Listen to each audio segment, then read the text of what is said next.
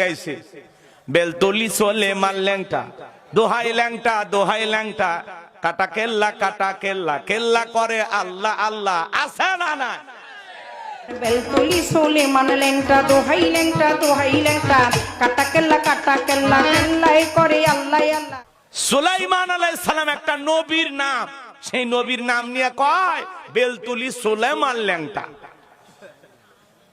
সুলাইমান একটা নবীর নাম, তারে বানাইছে কি ল্যাংটা। নাউজুবিল্লাহ বলবেন না? কি গান, সেগুলো শোনার জন্য মানুষ পাগল হয়ে গেছে। এগুলো গানের মধ্যে শিরিক ঢুকাইছে। কথা বলেন ভাই, এগুলোকে জুতা পিটা করা উচিত। নবীর নাম নিয়ে তামাশা। পীর সাহেব যদি ল্যাংটা হয় তাহলে মুরিদের গায়ে কি আর কিছু থাকবে? সেই ল্যাংটার ওখানে নাকি মেলা বসছে, কত মাজার, তাকায় দেখেন গাঁজা খাওয়ার আসর। কথা বলে না কেন ভাই? এই যে পাকশি, কুষ্টিয়া, লালন শাহ, হাজার হাজার মন গাঁজা খা। বগুড়া মহস্তার নাম শুনছেন? শেষ বৈশাখে সেই চমক, খালি গাঁজার কলকি টান মারে, এমন কায়দায় ধোঁয়া ছাড়ে, রাস্তায় পুলিশ দাঁড়িয়ে থেকে বলতেছে মনে হয় ওরসের রান্না চলছে।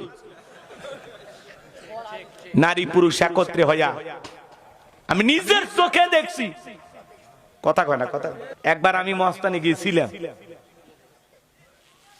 আমার এক বন্ধু আছে, বলতেছে দোস্ত জীবনে কোনোদিন দেখি নাই, বহুদিন আগের কথা, কথা বোঝেন নাই তো। বলতেছে চল দোস্ত একটু দেখি ঘটনা ওরা কি করে, একটু দেখি। তখন যা দেখলাম, বাপ রে বাপ, দলকে দল 20 জন 30 জন মিলে এক জায়গায়, একজন কলকির টান মারে আর একজনকে দেয়, আর একজন খায় আর একজনকে দিচ্ছে। আমি বললাম এগুলো কি খাচ্ছেন? কয় সিদ্ধি খাচ্ছি। সিদ্ধি খাইলে নিজে পবিত্র হয়। গাঁজা খাইয়া বলে পবিত্র হয়, আছে না না? গাজার কলকির টান মারিয়া ধুয়ে ছেড়ে বলতেছে কয় আমি এখন বিমান চালাচ্ছি। আছে না নাই? গাজা খাইয়া কত পোলাপান আছে, এগুলোতে যায়া ওরাও গাজা খায়। রাগ করতেছেন আপনারা? এগুলো ভণ্ডপীরদের কাছে যাওয়া যাবে? এগুলো দরবারে যাওয়া যাবে? হ্যাঁ, যেখানে গাজার আসর বসবে প্রশাসনের দায়িত্ব এগুলো কি করা, তুলে দেবে, সেখান থেকে কন্ট্রোল করবে যে তোমরা এখানে কেন গাঁজা খাইতেছো। আবার এদের যুক্তি আছে, কয় আল্লাহ পৃথিবীতে এত গাছ গছালি বানাইছে, গাঁজাও যে একটা গাছ, এটা তো আল্লাহই বানাইছে। তা আল্লাহ যেহেতু বানাইছে, বান্দা খাইলে দোষ হবে না। ফাবিয়া গিয়া আল্লাহ রব্বিকুম মাতু কাযিবান, কয় আল্লাহর কোন নিয়ামতকে অস্বীকার করবেন? কয় গাঁজার গাছও একটা নিয়ামত। জোরে কর নাউজুবিল্লাহ। আছে না না? ভণ্ডদের কাছে ভণ্ড দলিল। ওই যে একজন কইছে না, কুল আউযু বিরাব্বিন নাস মালিকিন নাস ইলাহিন নাস, আল্লাহ নাসে ফেরেশতাও নাসে। আল্লাহ খালি নাসার কথাই কইছে, কোরআনেই তো নাসার কথা আছে। নাউজুবিল্লাহ। কোন এই নাস মানে নাকি নাসানাসি? এরকম ভণ্ড আছে না না? এই ভণ্ডদের কাছে যাওয়া যাবে না। হক্কানি আল্লাহ ওয়ালাদের সোহবতে যাবেন। যেই পীরের পা থেকে মাথা পর্যন্ত নবীর সুন্নত দিয়ে ঢাকা, যার চেহারার দিকে তাকাইলে আল্লাহর কথা স্মরণ হয়।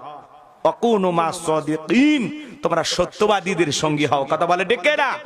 যেই পীর নিজের ইমামতিতে মুরিদদেরকে নামাজ আদায় করে, যেই পীরের দরবারে কোন মহিলা মুরিদ নাই। কথা বলেন, মহিলা থাকলে ঝামেলা। কথা কয় না? দোয়া করে দিব নাকি? নাকি আপনারাও ল্যাংটার দলের লোক? কি বেলতলি সুলাইমান ল্যাংটা? দোহাই ল্যাংটা। আহারে কি গান! জাতিকে মুশরিক বানাইছে, শিরিকের দিকে ধাবিত করতেছে। কথা বলেন ঠিক কিনা? এরা এই সমাজের মানুষগুলোকে গুনাহের দিকে হাত ছানি দিয়ে রাখতেছে। কথা বলে ঠিক কিনা? নারী পুরুষ একত্রে হইয়া ডুগি তবলা বাজায়, গান গায়, জিকির করে। কয় পানির ভিতর জ্বললে বাতি, ঝড় বাতাসেও নেবে না। ল্যাংটা বাবার মুরিদ হইলে নামাজ রোজা লাগে না।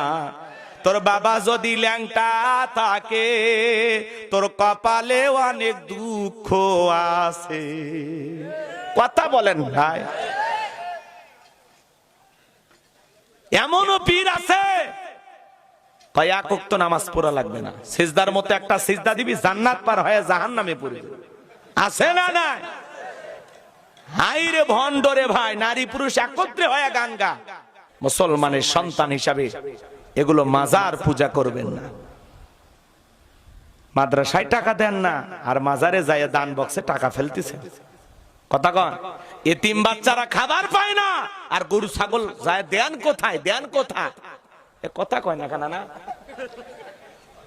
মাজারে যা গরু ছাগল দিয়ে আসে, আর এতিমখানা বাচ্চা, মাদ্রাসার বাচ্চাগুলো এদেরকে খাওয়ান, এদেরকে মেহমানদারি করান। আল্লাহর কোরআনের এই প্রেমিক ছোট ছোট পাখিদেরকে, কোরআনের পাখিদেরকে মেহমানদারি করান, আল্লাহর আরশ খুশি হবে। কথা বলে ঠিক না? আর কপাল পোড়া গরু ছাগল নিয়ে পীর সাহেবের কাছে গেছে, আর পীর সাহেব কি করে? দুই একটা জব করে খাওয়ায়, বাকি হাজার হাজার গরু ছাগল বিক্রি করিয়া ব্যাংকের অ্যাকাউন্টে টাকা জমায়। একটা গরিব মুরিদ অসুস্থ হলে কোন পীর 2-1 লাখ টাকা দিয়ে সহযোগিতা করে না। ওটা কিসের পীর? ওটা টাটকা ভণ্ড পীর। যারা তারা দুনিয়ার লোভ থাকবে না। পীরেরা আল্লাহওয়ালা, ওরা স্বার্থ লোভী না, ওরা মানুষকে দিতে ভালোবাসে। কথা কন। যাক, 2-1 মিনিট বললাম, রাগ কি করছেন? কইরা নেন। যে বাংলাদেশ এখন সংবিধানের বাইরে চলে না, এমন একটা সংবিধান যা মোটামুটি মানে কঠিন সংবিধান। এরকম একটা দেশে আমরা বর্তমানে অবস্থান করতেছি। আলহামদুলিল্লাহ, এখন সংবিধান অনুযায়ী রাত 12টার পরে ওয়াজ করা যাবে কিনা এটাও শোনা লাগবে নাকি কন? অবস্থা এরকম হয়ে গেছে। যারা দাঁড়িয়ে আছেন ভাই বসেন। কোরআনের মহব্বতে যারা দূর দূরান্ত থেকে ছুটে এসেছেন, দোকানপাটে এখানে সেখানে অনেক অপচয়, সময় নষ্ট হয়েছে। আর দেরি না করে মেহেরবানি করে মাহফিলে চলে আসুন। আলহামদুলিল্লাহ, অনেক ভাইরা চলে আসতেছেন। মাইকের আওয়াজ যতদূর যায়, ব্রিজের ওপারে যারা আছেন, সেতুর ওই পারে আপনারা চলে আসেন। বাজারে যারা আসেন সবাই চলে আসেন।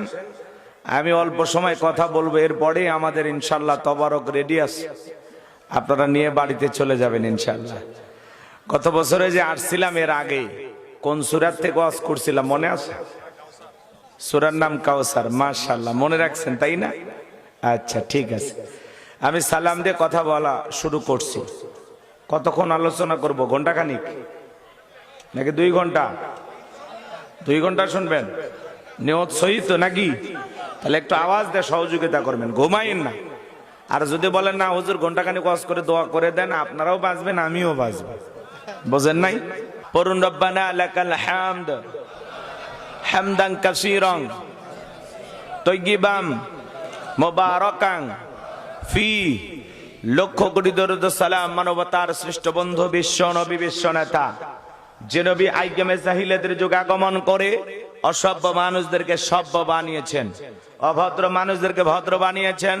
কোরআন নামের সংবিধান দিয়া, কোরআনের রাজ কায়েম করে সোনালী যুগ উপহার দিয়া মদিনার পাক ভূমিতে শায়িত আছেন।